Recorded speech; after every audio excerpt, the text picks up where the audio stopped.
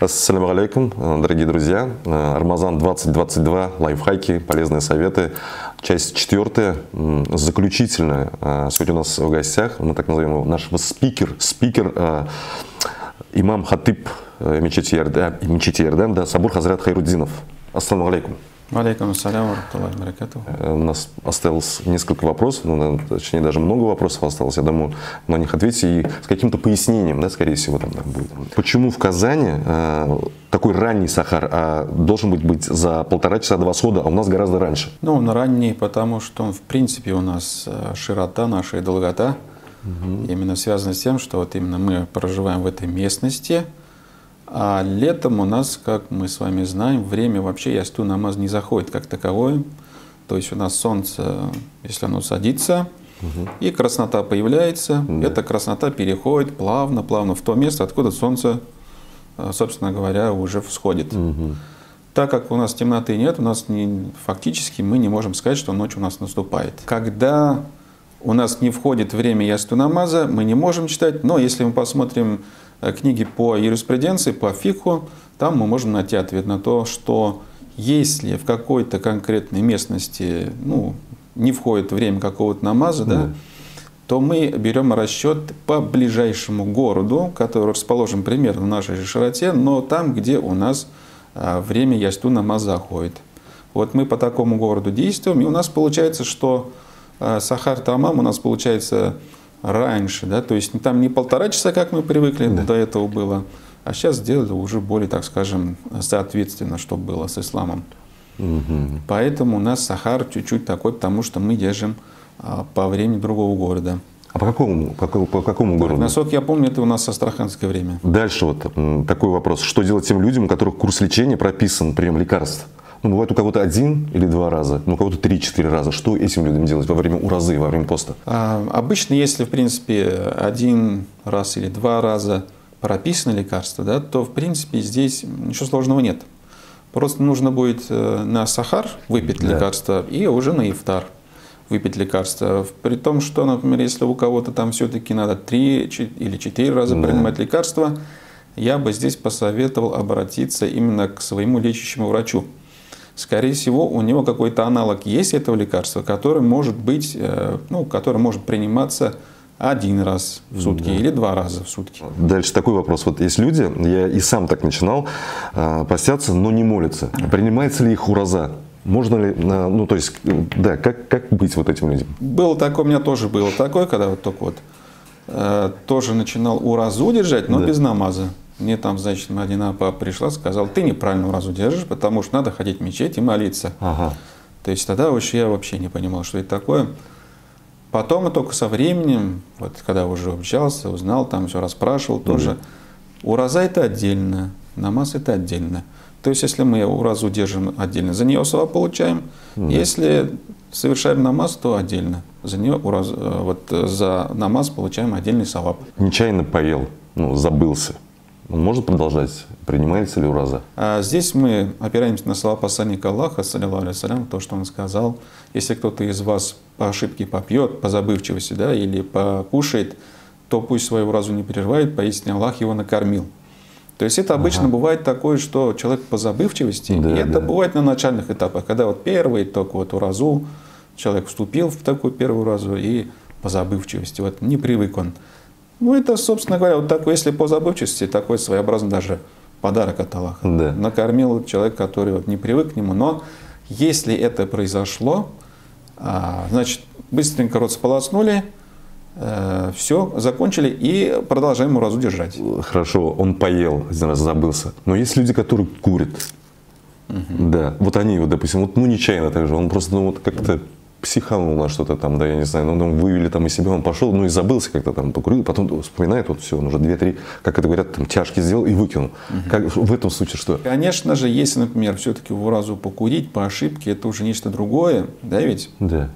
Поэтому лучше всего, если вдруг ты по нечаянности, по неосторожности закурил, не думай, что ураза твоя. Скажем так, не думай, что все, мне уже больше держать не надо. Додерживай до конца, потом сделаешь каза. Да, выводы надо делать, конечно. Да, Соответственно, нужно быть чуть-чуть внимательнее. Постился весь месяц, весь из себя правильный. но как только пост закончился, он возвращается к обычной жизни. Ну, то есть, ну, курит, пьет, в общем, ну, такая разгульная жизнь. Тогда уже принимается его пост? Ну, я бы здесь, знаете, как сказал, еще мы когда говорим, принимается он, не принимается, мы можем сказать, правильный он или неправильный. Ага. А Аллах Та'аля уже принимает или не принимает. Да. Если у тебя после хорошего дела следует другое хорошее дело, то, возможно, твое первое хорошее дело, которое ты сделал, да, это оно принято. Потому что вознаграждение за твое хорошее дело идет вознаграждение, возможность совершить следующее хорошее дело. Если вот эта цепочка идет, продолжается, то это хорошо. То есть, если, например, мы уразу держим, и потом зашли в 6 дней шаваля, потом уразу держим, как это полагается, там, например, суннаты у нас, там, в белые дни, как мы это называем, да, мы можем сказать, что наши дела принимаются. Но когда у человека вот что-то он делает такое, а потом вдруг все наоборот идет, то, возможно, то дело, которое он делал, оно было, может, неискренне. Поэтому надо на него посмотреть, потому что ураза, она должна поменять человека. Да.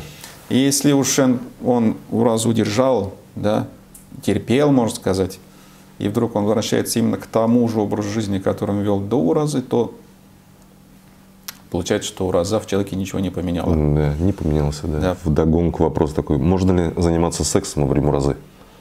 Во время уразы нельзя. Ну, не во время, то есть кияш байгач, да? Да, а кияш байгач можно. Но с женой, понятно, да? Да, соответственно, с женой. Я, например, вижу бабулю. Бабушка, ну, то есть я фитр садака, но я не хочу ей давать. Допустим, я знаю, что вот она, она хорошо выглядит, да. Вот я знаю, что у нее там дети ей помогут там свои. Я также вижу, допустим, другого там человека, который, и вот я им не хочу, я не знаю, то есть я не понимаю, куда он потратит это, да, фитр садака. Но я, допустим, от себя же говорю, я вижу в интернете детей, инвалидов, где собирают на сбор, я вот туда скидываю. Это правильно или так? Вы правильный вопрос задаете. Да. Правильный вопрос относительно того, что если какое-то сомнение есть, вот дать, не дать, лучше, конечно, дать именно в том случае, если ты уверен. Вот. Если ты уверен, то лучше дать, потому что неправильно будет тоже небрежно относиться к своей садака. Своя садака – это небрежность проявлять к этому. Лучше, конечно, давать тем людям, которые именно нуждаются, и на самотек не пускать. Вот. А я думаю, тут, наверное, все-таки лучше всего работают благотворительные фонды, или все-таки сарафанное радио тоже хорошо работает, когда вот именно вот знаешь, кому отдаешь. Даже если все-таки обманули, вот такие люди, которые обманывают, которые зарабатывают, так скажем, за счет доверчивости некоторых граждан, даже сказал бы не за счет доверчивости, а за счет обмана. Вот они очень-очень плохую роль играют в обществе. Не нужно тоже, конечно, думать, если тебя обманули, да, ладно. Не думай, что все, больше никому не будут давать. Да. Давай. Аллах Та'аля смотрит на наши намерения. Да, конечно. На наши намерения. Ну, конечно же, как это общепринято у нас в исламе, змея верующего дважды не укусит. Поэтому, если ты один раз обжегся, смотри, лучше выбирай, лучше смотри, вот, чтобы это было у тебя. Да. Это понятно, что от чистого сердца. Просто так уж никто же деньги не раздает. Конечно. Поэтому от чистого сердца, но ответственно надо подойти. Что ждет тех, кто держит пост? Какая награда? Никто не знает, какая награда ждет. Да, вот именно если Всевышний Аллах говорит, что человек постится ради меня, и я сам вознаграждаю. Да, то есть чистоту помыслов никто знать не может, кроме Всевышнего Аллаха. Поэтому некоторые ученые говорят, что в принципе ангелы не могут записывать аджир саваб за пост. Да. Сколько он? Какой ему полагается? То есть никто не может сказать, да, не кушал, да, не пил, но что было в мыслях? Никто не знает, кроме Аллаха. Поэтому он будет вознаграждать в судный день.